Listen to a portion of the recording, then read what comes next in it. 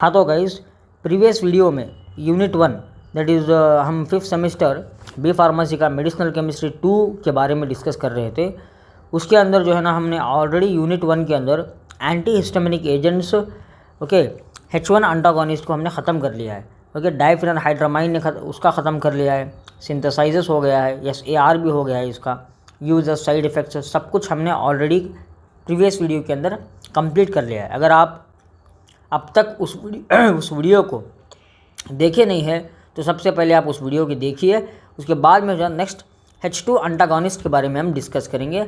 मतलब जो मेडिसिन्स या ड्रग्स H2 रिसेप्टर्स को ब्लॉक करते हैं उन्हें H2 अंटागोनिस्ट कहा जाता है। उसके अंदर आज हम सिमेटिडिन, फैमोटिडिन, रनिटिडिन जो H2 अंटागोनिस्ट है, और गैस्ट्रिन प्रोटॉन पंप इनहिबिटर्स जैसे कि ओमेप्रोजोल, लैंसोप्रोजोल, राइबोप्रोजोल और पेंटाप्रोजोल के बारे में डिस्कस करेंगे। चलिए देखते हैं गाइस। देखिए, these are the drugs that effectively block the action of histamine for binding with H2 receptors and hence antagonize its activity. मतलब ये जो ड्रग्स है ना, ये हिस्टामाइन H2 रिसेप्टर्स को ब्लॉक करते हैं और इनकी एक्टिविटी को डिक्रीज कर देते हैं। H2 receptors are mainly located on the basolateral membrane of the parietal cells of the gastrointestinal tract and are responsible for increasing gastric acid secretion। देखिए, H2 रिसेप्टर्स जो लोकेट है basolateral membrane of the parietal cells of the gastrointestinal tract, मतलब आपके पेट जैसे कि stomach के अंदर के बाहर के भाग के अंदर, बाहर के भाग के अंदर इधर जो है ना parietal cells का अकरेंस रहता है। parietal cells is necessary, किस लिए नेसेसरी है? parietal cell is necessary for the production of the HCl। HCl मतलब एसिड, जो हमारे खाने को डाइजेस्ट करता है, डाइजेशन के अंदर हेल्पफुल है। अगर ये ज़्यादा सीक्रेट हो गया तो आपको हाइपर एसिडिटी हो जाएगी। तभी उसको सप्रेस करने के लिए हम चंद एंटी अंटागोनिस्ट देते हैं। जैसे कि बेस्ट अंटागोनिस्ट जो है ना, वो है ये आपका सिमेटिडिन, फैमोटिडिन, ये सभी जो है ना H2 अंटागोनिस्ट है। मतलब ये जाके H2 रिसेप्टर को ब्लॉक कर देंगे और एसिड को सिक्रेट करने में, मतलब एसिड का सिक्रेट करना बंद कर देंगे। समझ रहे हो ना? यस। एग्जांपल की अगर हम बात करें तो drug included under H2 anti histamines include ranitidine, cimetidine, famotidine, roxatidine. These drugs are found to be highly effective in the treatment of peptic ulcer disease as they reduce gastric acid secretion। ये peptic ulcer disease को ठीक करने के लिए बहुत सारे doctor के द्वारा लिखा जाता है और ये गैस्ट्रिक एसिड सिक्रेशन का भी रिड्यूस करते हैं। Next, general mechanism. देखिए, H2 अंटागोनिस्ट का ये जनरल मैकेनिज्म है, सभी को आप यही लिख सकते हो। हालांकि वो किसी भी तरह का रेनिटिडिन हो, सिमेटिडिन हो, रॉक्सिटिडिन हो, फैमोटिडिन हो, किसी भी तरह का एक H2 अंटागोनिस्ट हो, आप यही मैकेनिज्म ऑफ एक्शन लिख सकते हो। H2 antagonist are competitive antagonist of histamine at the parietal cell H2 receptor. मतलब H2 रिसेप्टर के अंदर ये जो एंटी हिस्टामाइंस है ये ब्लॉक करेंगे H2 रिसेप्टर को। They suppress the normal secretion of acid by parietal cell and the meal stimulated secretion of acid. ये जो है ना, ये ड्रग्स मतलब ये H2 अंटागोनिस्ट ड्रग्स ये parietal सेल को, जो parietal सेल मतलब वो parietal सेल जो HCl का सिक्रेट करते हैं, हाँ, उन्हीं parietal सेल को ये जाके ब्लॉक कर देते हैं। अगर ब्लॉक हो गए तो HCl सिक्रेट नहीं होगा। They accomplish this by 2 mechanism. First, histidine released by the ECL cells in the stomach is blocked from binding on the parietal cell H2 receptors, which stimulates acid secretion. Therefore, other substances that promote acid secretion have a reduced effect on the parietal cell when the H2 receptors are blocked। बहुत ही simple इसका माना है। देखिए guys, importantly ये H2 अंटागोनिस्ट करते क्या है? सिर्फ इनका काम यही है, ये जाके H2 रिसेप्टर्स को ब्लॉक करते हैं। वो H2 रिसेप्टर्स जो हिस्टामाइन को सिक्रेट करते हैं, अगर H2 रिसेप्टर के द्वारा हिस्टामाइन का सिक्रेट हो गया तो आपके स्टमक के अंदर ज़्यादा HCl प्रोड्यूस होगा। अगर वो HCl ज़्यादा हो गया तो आपको हाइपर एसिडिटी होगी।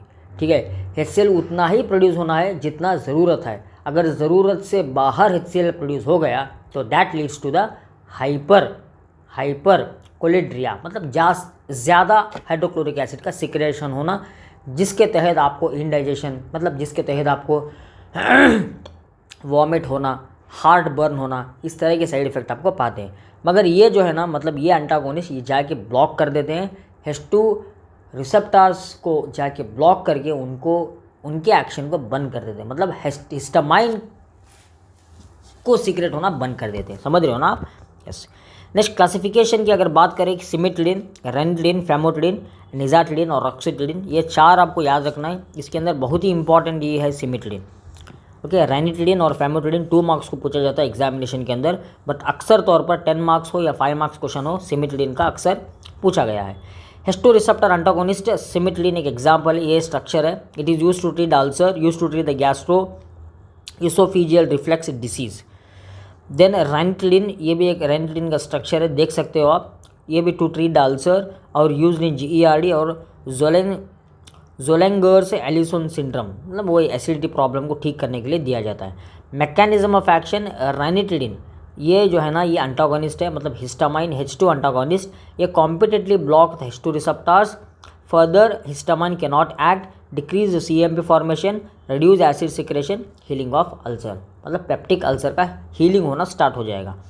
नेक्स्ट प्रोटॉन पंप इनहिबिटर की अगर हम बात करें, ओमिप्रोजोल, लैंसोप्रोजोल, उसके बाद जो है ना ये रैबिप्रोजोल और पैंटाप्रोजोल, ये जो है ना प्रोटॉन पंप इनहिबिटर्स है। इनके अगर मैकेनिज्म ऑफ एक्शन का अगर हम बात करें, देखिए gastric acid secretion occurs in the parietal cells via H+ या K+ ATPase और प्रोटॉन पंप। समझ रहे हो ना, gastric acid secretion parietal cells के अंदर, पैराइटल सेल्स से होता है।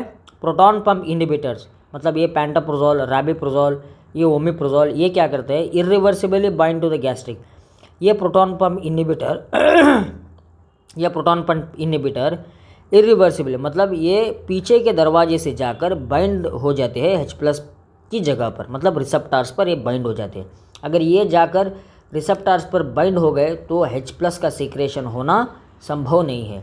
अगर H+ का सीक्रेट नहीं होगा तो प्रोटॉन नहीं सीक्रेट होगा, अगर प्रोटॉन नहीं सीक्रेट होगा तो HCl प्रोड्यूस नहीं होगा, अगर नहीं होगा तो एक्सेस HCl प्रोडक्शन स्टमक के अंदर नहीं होगा। यही एक इसका मैकेनिज्म ऑफ एक्शन है। एग्जाम्पल की अगर हम बात करें, पैंटोप्रोजोल, ओमिप्रोजोल, इस्मोप्रोजोल, लैंसोप्रोजोल, रैबिप्रोजोल, ये सभी एग्जाम्पल है। ठीक है guys, SAR of H2 receptor antagonist, अगर हम SAR की बात करेंगे तो SAR सभी को एक ही है। देखिए, the H2 receptor antagonist were the result of the international modification of the histamine structure and deliberate search for the chemically related substance that would act as a competitive inhibitor or the H2 receptors। ये जो है ना H2 receptors, ये competitively inhibitors है H2 receptors के।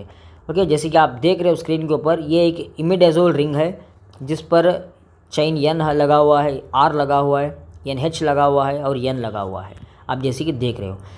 ये imidazole ring is not only required ring for the competitive antagonism of histamine H2 receptors. ठीक है, इमिडाजोल रिंग का होना ही ज़रूरी नहीं है। ओके, इमिडाजोल रिंग ही होगा तो अंटागोनिस्ट का एक्शन दिखाएगा, उस तरह का किसी प्रकार का भी नहीं है इधर। अदर हेस्टेरोसाइक्लिक रिंग रहेगा भी, तब भी जो है ना वो अंटागोनिस्ट एक्शन दिखाएगा H2 रिसेप्टर्स पर। Other heterocyclic rings like furan हो, थायोपिन हो, थायाजोल हो, that also enhances the potency and selectivity of the H2 receptor antagonist can be used। Furan या थायोपिन या इसके बदले में आप थायाजोल भी इस्तेमाल कर सकते हो इमिडाजोल के बदले में। The ring and terminal nitrogen should be separated by 4 carbon atoms for optimum antagonistic activity. Okay, इधर क्या कहता है, ये देखो, ये हमारा रिंग है, रिंग और टर्मिनल जो नाइट्रोजन आपको दिख रहा है, ये रिंग और टर्मिनल नाइट्रोजन, ये 4 कार्बनों से आपको सेपरेट करना है। मतलब ये चेन दिख रहा है ना, ये चेन के अंदर 4 कार्बन आपको दिखाई देना है। जैसे कि आपको बताता हूँ मैं एग्जाम्पल के तौर पर आप देख लीजिए। ये देखिए, हमारा रेनिटिलिन एक स्ट्रक्चर है, ये एक रिंग हो गया, ठीक है, और ये एक टर्मिनल कार्बन हो गया। ठीक है, अब ये टर्मिनल कार्बन और कार्बन, टर्मिनल कार्बन और एक रिंग से कितना कार्बन, 4 कार्बन, 1 2 3 और यस एक 4, 3 या 4 कार्बन से दूर रहना है। ठीक है, 3 या 4 कार्बन से। अगर इसके अगर ये हम ये नाइट्रोजन अगर हम टर्मिनल मान के चले तो देखिए 1 2 3 और 4 कार्बन्स का डिफरेंस है इधर, यही तो बताता है वो क्या बोल के, the ring and the terminal nitrogen should be separated by 4 carbon atoms for optimum antagonistic activity. अगर 4 या 4 से ज़्यादा कार्बन का सेपरेशन हो गया, ओके, किनके बीच में, ये रिंग और टर्मिनल नाइट्रोजन के बीच पर, तो उसे ज़्यादा अंटागोनिस्टिक एक्टिविटी का नाम दिया जाएगा। ओके, नेक्स्ट पढ़ते हैं, the terminal nitrogen group should be polar non basic substituents for maximal antagonistic activity. ये टर्मिनल नाइट्रोजन जो आपको दिख रहा है वो पोलर रहना है और बेसिक कैरेक्टर का नहीं रहना है, नॉन बेसिक सब्स्टिट्यूएंट्स रहना है फॉर मैक्सिमम अंटागोनिस्टिक एक्टिविटी। ये आपको पोलर ही रहना है, इसका सब्स्टिट्यूएंट जो भी है ना वो पोलर रहना है।